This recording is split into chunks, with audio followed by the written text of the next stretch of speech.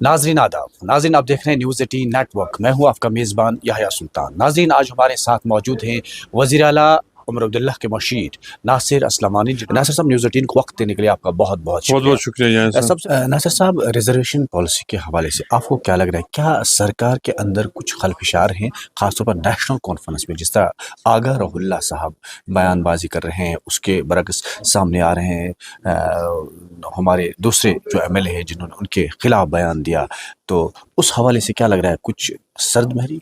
इसमें chief minister साहब ने बिल्कुल वाज़ह तौर पे जो है बातचीत की। वो जो स्टूडेंट्स के जो लीडरान हैं उनसे उनके जो काफ़ी डिटेल बात हुई है, उसमें उन्होंने टाइमलाइन के बारे में बात की है, इसको कैसे हल किया जाएगा वो भी बात की है, इसके क्या जो असरात हैं ग्राउंड पे उसके लिए बारे में भी बात की गई। मुझे पूरी उम्मीद है, जैसे उन्होंने कहा है कि 6 महीने का वक्फा उनको जो है चीफ मिनिस्टर साहब ने कहा कि उतना लगेगा ही, क्योंकि साइमल्टेनियसली ये कुछ जो है मामलात की जो डिटेल्ड बात करनी पड़ेगी इस मामले में। उसके लिए 6 महीने का वक्फा उन्होंने मांगा। इंशाल्लाह मुझे पूरी उम्मीद है। आपको क्या लग रहा है कि नेशनल कॉन्फ्रेंस के अंदर सब ठीक ठाक है, जिस तरह बाकी अपोजिशन जमातें चला रहे शूशा? बिल्कुल ठीक ठाक है। इनको तो काम ही है, क्योंकि देखिए इनको लोगों ने रिजेक्ट किया है। 5 साल तक इनको इंतज़ार करना है।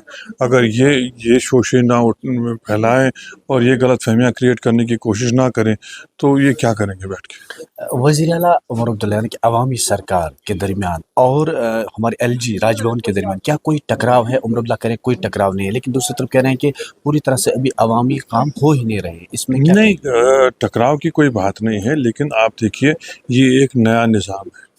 नॉर्मल ट्रांजिशन ऑफ पावर नहीं है, जैसे पहले होता था कि इलेक्शन होते थे, सरकार नहीं बनती थी, स्टेट था तो वो उसी लेगेसी को आगे चलाते थे। आज वो निज़ाम नहीं है। पहली दफ़ा यूटी में सरकार बनी है और यूटी की सरकार को समझने में थोड़ा सा वक्त लगता है। जैसे चीफ मिनिस्टर साहब ने कहा, सारा निज़ाम डिफरेंट है और ये एक हकीकत है कि एक डुअल कंट्रोल है। लॉ एंड ऑर्डर और जो पुलिस का निज़ाम जो है वो एलजी साहब के पास है, बाकी महकमा जात चीफ मिनिस्टर साहब के पास हैं। इसमें थोड़ा बहुत वो हदबंदी किसकी कहाँ तक है उसमें थोड़ा बहुत क्लैरिटी आना ज़रूरी था। अब मुझे लगता है आहिस्ता आहिस्ता 2-2.5 महीने हो ही गए हैं, आगे भी मुझे लगता है कुछ वक्त लगेगा और ये बिल्कुल स्मूथ चलेगा, ऐसी कोई बात नहीं है। लेकिन सबसे ज़्यादा जो हमको ज़रूरत है इस रियासत के लिए कि यहाँ इस यूटी के लिए, रियासत तो हम इसको अब क्या कहें, हालांकि हम तो बोल ही नहीं पाते कि ये यूटी है, क्योंकि इतनी जो है प्रीमियम स्टेट रहा है पूरे मुल्क में। इसको वापस रियासत का दर्जा मिलना बड़ा लाजमी है, क्योंकि ये कोई आम रियासत नहीं है। यहाँ डुअल कंट्रोल से मामला चल नहीं सकते हैं, बल्कि खुदा न खास्ता बिगड़ सकते हैं।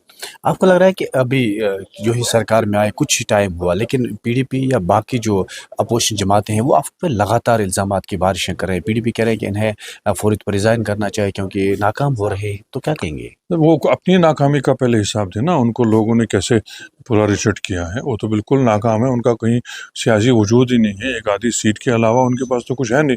लेकिन अपोजिशन है, उनका हक है मुखालफत करना, और मेरी तो उनसे यही गुजारिश होगी कि इस रियासत की बका के लिए वो तनकीद बनाए तामीर करें, न कि नेगेटिव जो उनकी सोच है उस पर। लोग कह रहे हैं कि सरकार शायद 5 साल चल नहीं पाएगी। एडवाइज़र वज़ीर आला नासिर असलम वानी इस पर क्या टिप्पणी करेंगे? इंशाल्लाह ये 5 साल भी चलेगी और उसके बाद भी लोग हमको एतमाद देंगे।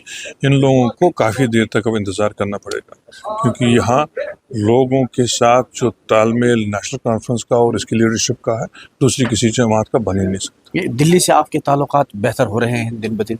देखिए, हमको दिल्ली के साथ ताल्लुकात करने के बगैर कोई चारा है नहीं। अगर यहाँ हम रियासत का दर्जा हासिल करना चाहते हैं तो ये दिल्ली सरकार से ही करना है, और इस रियासत को आगे चलाने के लिए जब तक उनके साथ वो मरासिम ऐसे ना हो जो इसको नॉर्मल वर्किंग रिलेशन और एक कंजूनियल वर्किंग रिलेशन कहते हैं, जब तक वो ना हो आप कैसे चला पाएंगे?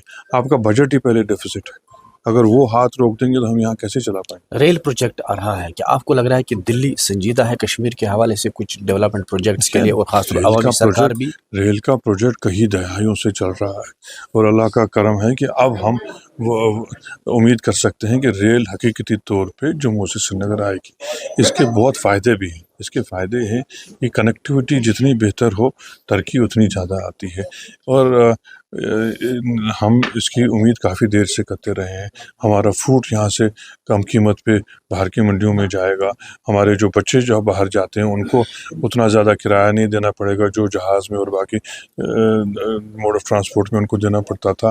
ہمارے باہر سے بھی جو ٹورسٹ ہیں وہ اب آسانی سے یہاں آئیں گے. کافی فائدے ہیں اس چیز کے. جو وعدے آپ نے سرکار الیکشن کے دوران لوگوں سے کیے تھے وزیر اعلیٰ کی قیادت میں، کیا آپ کو لگ رہا ہے وہ وعدے آپ مکمل کر سکتے ہیں یا کچھ پہ آپ نے سبقت حاصل کی، کامیابی ہوئی؟ میں حیران ہوں کہ سب لوگ اتنی جلدی میں کیوں ہیں. جب بھی کوئی الیکشن آتا ہے کوئی بھی جماعت مینیفیسٹو لوگوں کے سامنے لاتی ہے. یہ ایک 5 سال کا ایک پروگرام ہوتا ہے. ابھی جمعہ وہ کہتے ہیں 8 دن بھی نہیں ہوئے تو آپ سمجھتے ہیں کہ سارا ہی مکمل ہو جائے. لیکن آپ یہ یقین رکھیے کہ یہ جتنے بھی وعدے مینیفیسٹو میں کیے گئے ہیں ایک ایک پورا کیا جائے گا اور وقت سے پہلے پورا. بہت بہت شکریہ بات کرنے. Thank you. Thank you.